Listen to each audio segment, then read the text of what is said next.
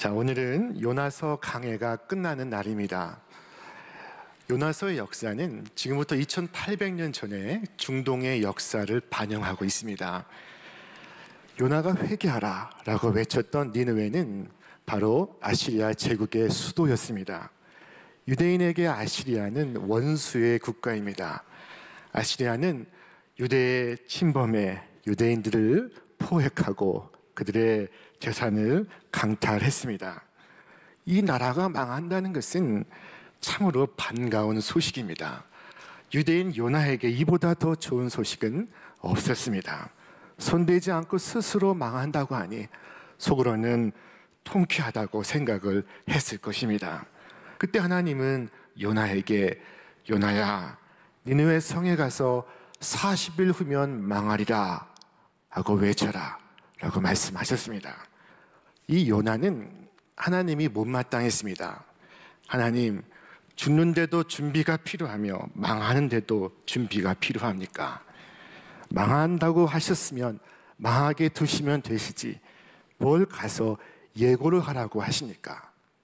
그렇게 생각하다가 내가 만일 가서 외쳤을 때 그들이 돌이키고 회개한다면 하나님께서 당신의 뜻을 돌이키시리라 하는 생각이 미치자 그 어느새 반대편 다시스로 도망을 가고 있었습니다. 그러다가 큰 물고기 뱃속에 빠져들게 되었고 그리고 구사일생으로 살게 되었습니다. 그리고 그는 니느웨 성으로 직행하게 되었습니다. 그리고 그가 그토록 하고 싶지 않은 일을 하게 되었습니다. 그가 니느웨 성을 다니며 40일 후에 망하리라 라고 외쳤습니다. 그가 외칠 때 놀라운 일이 일어나기 시작했습니다. 그것은 니느웨 백성들이 요나의 외침을 듣고 왕으로부터 회개를 하기 시작했던 것입니다. 온 백성이 베옷을 입고 죄를 뒤집어 쓰고 그리고 뜨거운 삶의 회개를 하고 있었습니다. 그때 이미 니느웨 성의 운명은 바뀌고 있었습니다. 그러나 요나는 하나님의 이 은혜가 불쾌합니다. 그래서 이렇게 기도했습니다. 여호와여, 원하건대 이제 내 생명을 거두어 가소서. 사는 것보다 죽는 것이 내게 나음이니이다.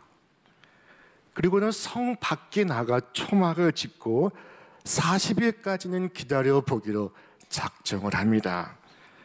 요나가 성읍에서 나가서 그 성읍 동쪽에 앉아 거기서 자기를 위하여 초막을 짓고 그 성읍에 무슨 일이 일어나는가를 보려고 그 그늘 아래 앉았더라. 요나가 동쪽으로 갔다는 것은 큰 의미가 있습니다. 하나님께서 소돔과 고모라를 유황불로 멸하실 때 롯과 그의 가족은 바로 동쪽으로 도망을 갔던 것입니다. 니느웨 동쪽으로 가서 초막을 짓고 니느웨에 무슨 일이 벌어지는가를 내가 보리라 라고 말한 것은 바로 요나에게 소돔과 고모라에서 벌어진 그 대재앙을 기대하는 마음이 있었음을 보여주고 있습니다.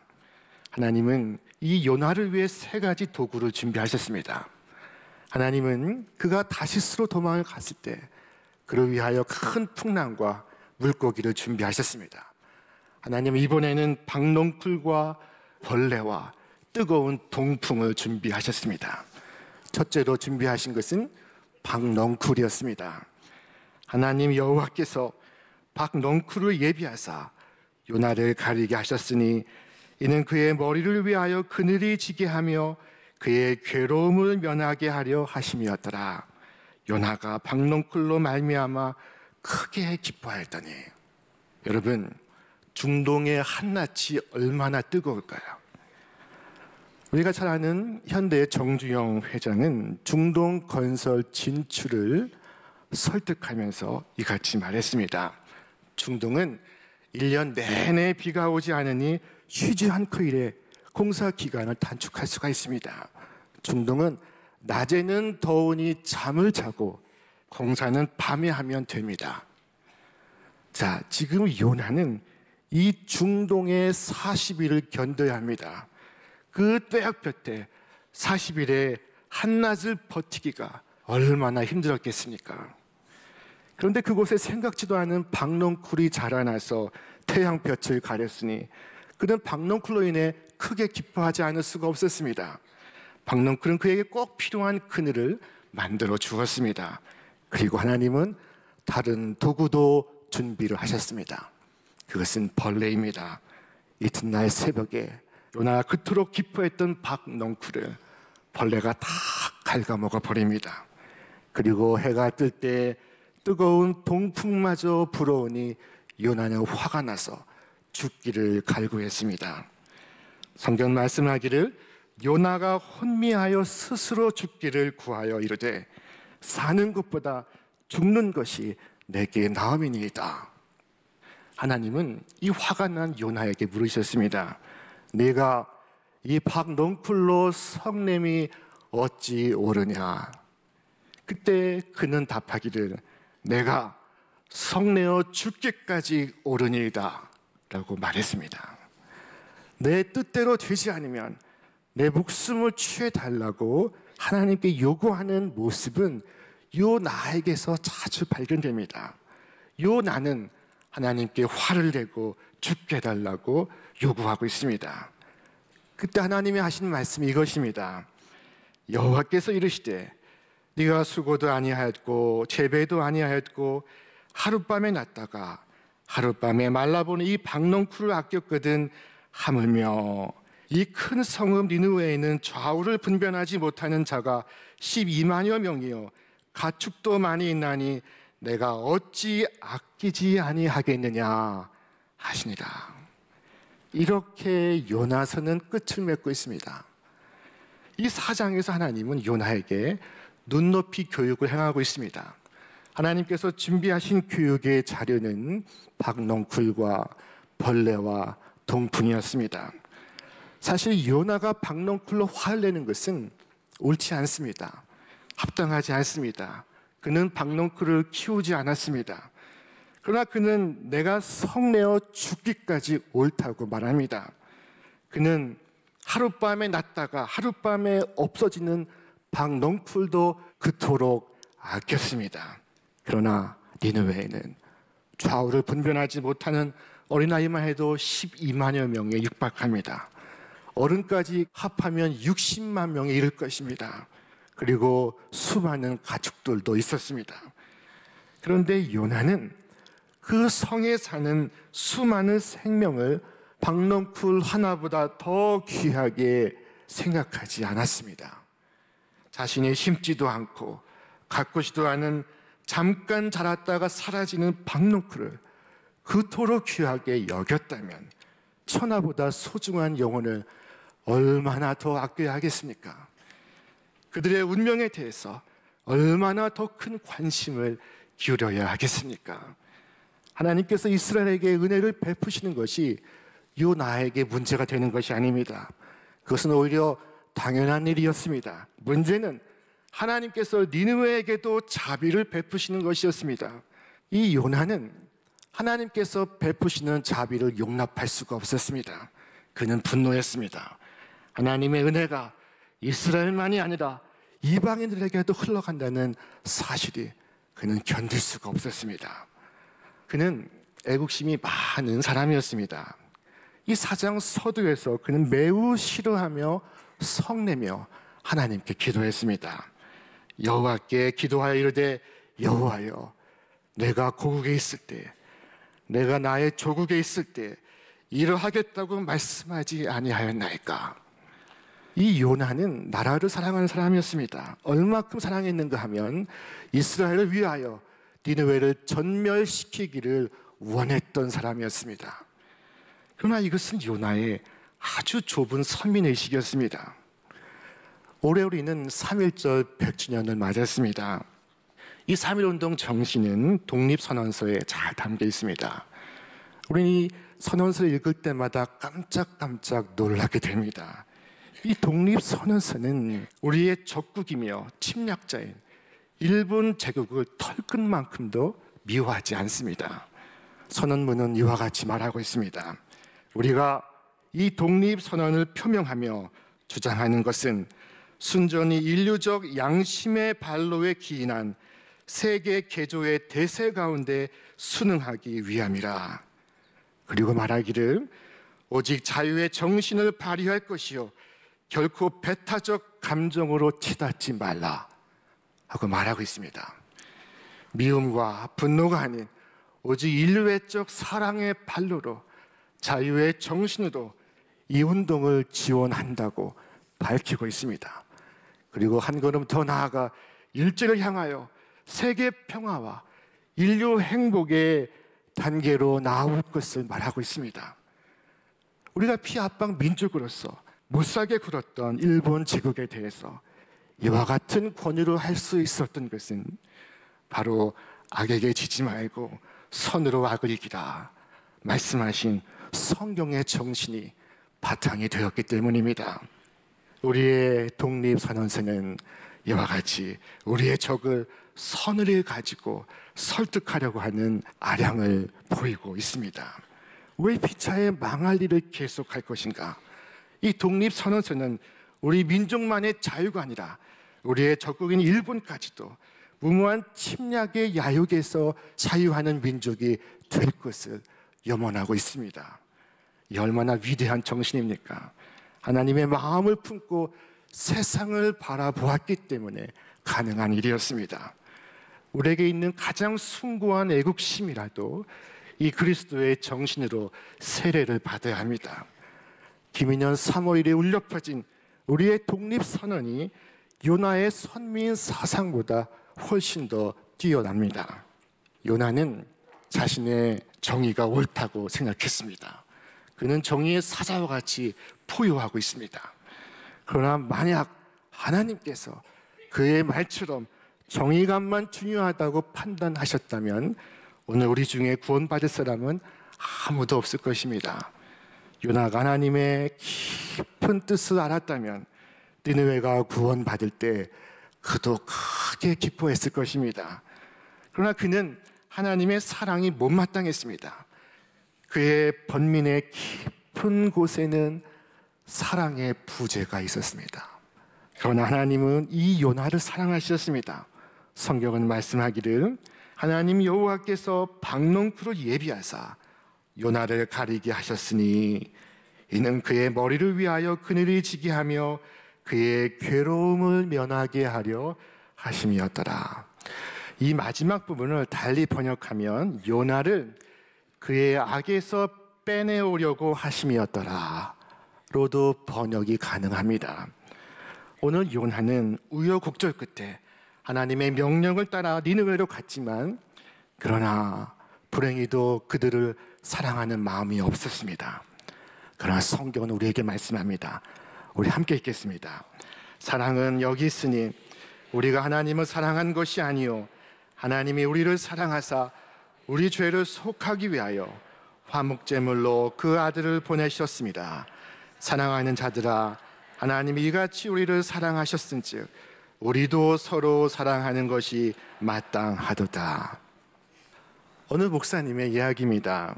그 교회 청년부에서는 쪽방을 찾아가 봉사하는 프로그램이 있었습니다. 직접 도배도 해주고 이 쪽방촌의 아이들을 데리고 롯데월드도 데려갔고 겨울이면 눈썰매장도 데리고 갔습니다.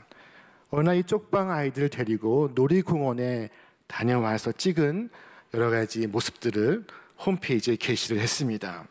한 4살 혹은 5살로 보이는 왠지 사나워 보이는 여자아이가 하나 있었습니다.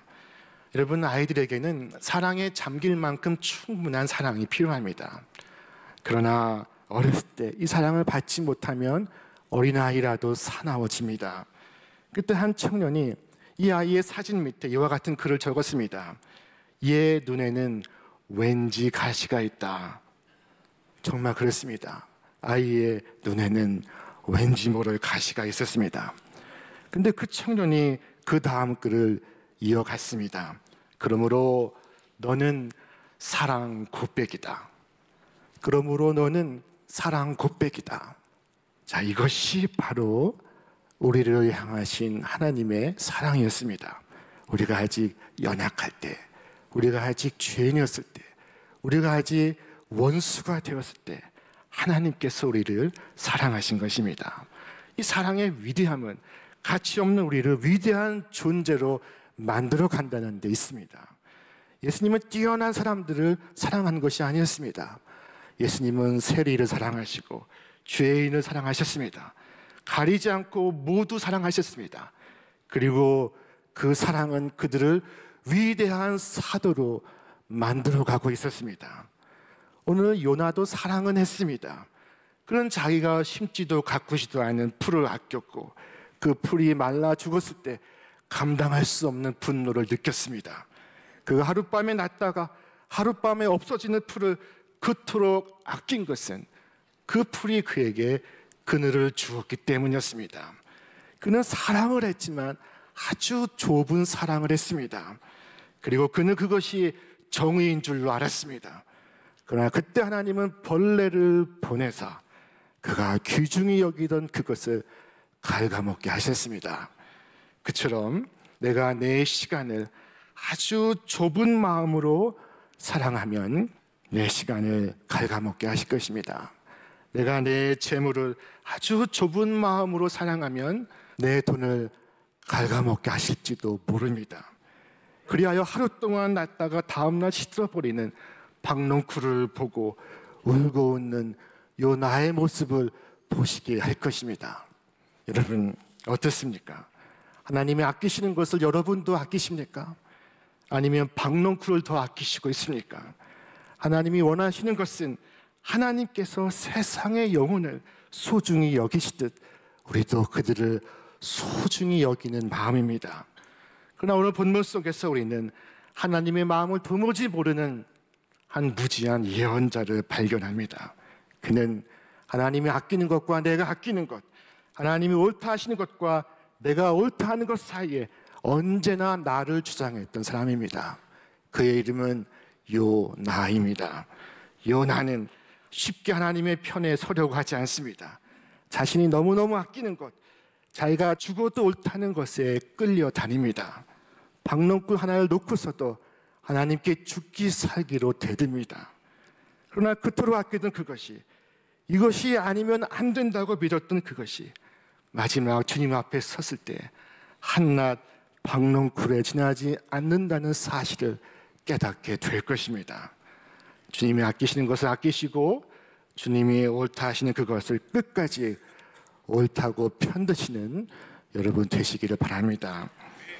오래전에 유대인 학살에 대한 비극적 죽음을 다룬 영화 쉰들러 리스트가 개봉이 되었었습니다. 2차 세계대전 당시에 유대인들에 대한 이 히틀러의 핍박은 가중되었습니다. 그때 오스카 쉰들러라는 한 사업가가 수용소의 유대인의 노동력을 활용하여 큰 부를 축적을 했습니다. 그는 돈을 좋아하고 여자를 좋아했지만 유대인에 대한 독일의 만행을 목격하고는 생명의 귀중함을 깨닫기 시작했습니다. 그리고 쉰들러는 수용소의 가스실에서 죽을 운명에 처한 1200명의 유대인을 구하는 대가로 그의 모든 것을 씁니다. 비록 불의하게 번 돈이지만 수많은 유대인의 생명을 구하기 위해 나치 간부에게 뇌물로 주었던 것입니다. 마침내 전쟁이 끝났습니다. 1200명의 유대인들과 헤어지는 시간이 되었습니다. 그들은 은혜에 대한 보답으로 금리발을 빼어서 금반지를 만들어 쉰들러에게 선물을 했습니다. 그는 그 반지를 집어들고 흐느껴 울기 시작했습니다. 내가 조금만 더 노력했다면, 내가 저 자가용을 팔았다면, 내가 저 훈장을 팔았다면 내가 더 많은 생명을 구할 수가 있었을 텐데. 오늘 요나서는 앞만 보며 정신없이 달려온 우리에게 우리 자신의 모습을 돌아보게 합니다. 열심히 살다 보면 과연 무엇을 위한 삶인지 희미해질 때가 있습니다. 우리가 하나님을 위한다면서 얼마나 자신의 야망을 위해 사는지 모릅니다. 오늘 이 말씀을 묵상하면서 진정으로 문제가 되는 것은 니느웨가 아니라 요나라는 사실을 깨닫습니다. 하나님의 일에 가장 방해가 되는 것은 니느웨가 아니라 고집센 요나입니다. 요나는 하나님의 뜻을 거역하고 있습니다. 무리하게 행동하고 있습니다. 그러나 그럼에도 불구하고 소망이 있는 것은 고집스러운 그를 포기하지 않으시고 그를 만나시고 설득하시고 끝까지 그를 만들어 가시는 하나님의 열심이 있기 때문입니다. 처음에는 풍랑으로, 그 다음에 큰 물고기로, 다음에는 방덩쿨로, 그 다음에는 벌레로, 다음에는 동풍으로 오늘 요나를 흔들어 깨우고 있습니다. 오늘 말씀이 이렇게 끝이 났지만 그러나 아직 끝나지 않았습니다. 하나님은 여전히 이 시대에 이 자리에 요나에게 묻고 계십니다. 하나님이 아끼시는 것과 네가 아끼는 것, 하나님이 옳다 하시는 것과 네가 옳다 하는 것, 과연 무엇이 중하고 무엇이 옳으냐? 지금 니느웨에는 좌우를 분별하지 못한 12만 명의 어린아이가 있습니다. 좌우를 분별하지 못한다는 것은 자기 소견에 옳은 대로 행동하는 것을 의미합니다. 그것은 오늘 이 땅에 살아가는 모든 사람들을 의미하는 것입니다. 하나님은 이 땅에 살고 있는 온 인류가 하나님을 알고 하나님을 믿고 하나님의 구원을 얻기를 원하십니다. 이것이 하나님의 생각이고 하나님의 마음입니다. 그리고 하나님은 우리로 하여금 우리의 좁은 한계를 넘어서 하나님의 마음에 참여하기를 원하십니다. 이 말씀 끝에 요나는 어떻게 되었을까요? 그가 회개하였을까요? 알 수가 없습니다. 모르겠습니다. 요나서의 끝은 열려진 끝입니다. 요나서의 결론은 너는 어떻게 할 것이냐 하는 사실을 묻고 있습니다. 여러분은 어떻게 하시겠습니까? 금주부터 우리 교회는 전반기 전도 축제를 시작합니다. 우리 주위에는 하나님 알지 못한 채 죽어가는 수많은 사람들이 있습니다. 우리가 해야 할 일은 이들을 바라보시는 하나님의 마음을 따라가는 것입니다. 오늘도 이 땅에 벌어진 영혼들을 생각하는 것입니다. 하나님을 알지 못한 채 죄와 절망 가운데 죽어가는 영혼들에게 복음을 증거하는 것, 그것이 바로 우리에게 주어진 이 사순절의 사명입니다. 이 사순절, 우리 주위에 가장 가까운 사람에게 생명을 증거하실 수 있기를 바랍니다. 주님의 뜻을 알고 주님의 뜻에 순종하며 그리함으로 참 평안과 참 기쁨을 맛보시는 여러분과 제가 되시기를 주님의 이름으로 축원합니다.